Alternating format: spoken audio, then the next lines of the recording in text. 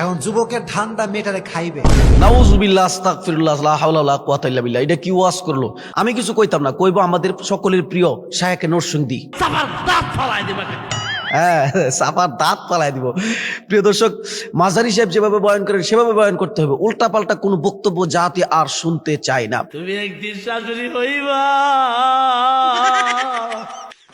প্রিয় দর্শক, ফুলাফান যে কতটা আপডেট হয়ে গেছে আপনি হয়তো এই ভিডিওটা না দেখলে বুঝতেই পারবেন না। আজকে ফুলাফানদের সেই ট্যালেন্টটা আপনাদের সামনে তুলে ধরবো। কত বড় দুঃসাহস হলে পরে এমন একটি পোস্টার তারা বড় বড় শায়েখদের নামে করতে পারে। প্রিয় দর্শক, ইতিমধ্যে আপনারা দেখেছেন সামাজিক যোগাযোগ মাধ্যমে ভাইরাল হয়েছে, একটি ওয়াজ মাহফিলের আয়োজন করেছে জামিয়া সিঙ্গেলিয়া আবিয়াত্তা মাদ্রাসা সকল আবিয়াত্তাদের উদ্যোগে।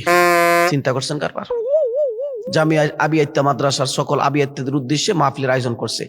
স্থানটা কোথায় সেটা শুনলে আপনি হয়তো চমকে উঠবেন। জামিয়া প্রাঙ্গণ, ফেসবুক পাড়া, কাউয়ারসর। আরে তাই হিসেবে আপনি জানেন না এরা যে করতে পায়, মানে শয়তানের সবসময় নারে সারে। সেই ওয়াজ মাহফিলে বক্তা কেডা, তারিখ কবে, আপনি তো আরো চমকে যাবেন। 32 ডিসেম্বর প্রধান বক্তা হিসেবে আগমন করিবেন আপনাদের সকলের প্রিয় শায়েখ নরসিংদী মুফতি মাজহারুল ইসলাম মাজহারি পাগলা হুজুর। চিন্তা করছেন? শায়েখ নরসিংদী বলছে আবার পাগলা হুজুর লাগাই দিয়েছে। আপনি ওয়াজ বন্ধ করেন তো। এই শায়েখ নরসিংদী ভাই চুপ করেন না, একটু কথা বলতে দেন।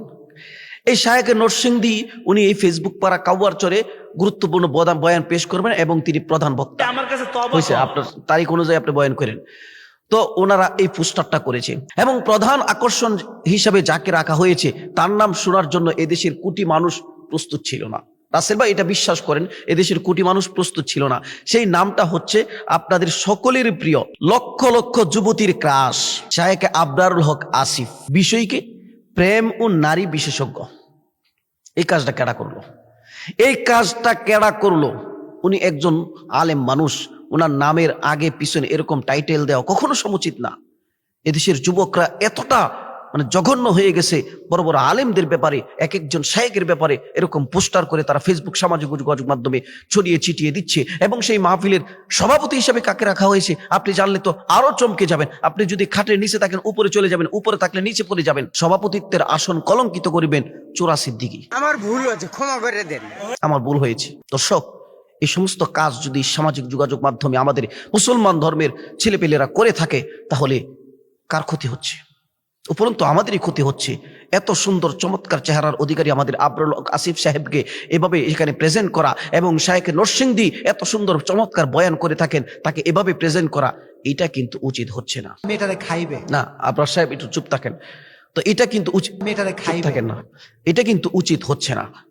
এজন্য তীব্র নিন্দা এবং প্রতিবাদ জ্ঞাপন করছি। এবং সেই মাহফিলের আয়োজনে সোহেল বিন হাবিব মুহতামিম জামিয়া সিঙ্গিলিয়া আবিয়াত্তা মাদ্রাসা।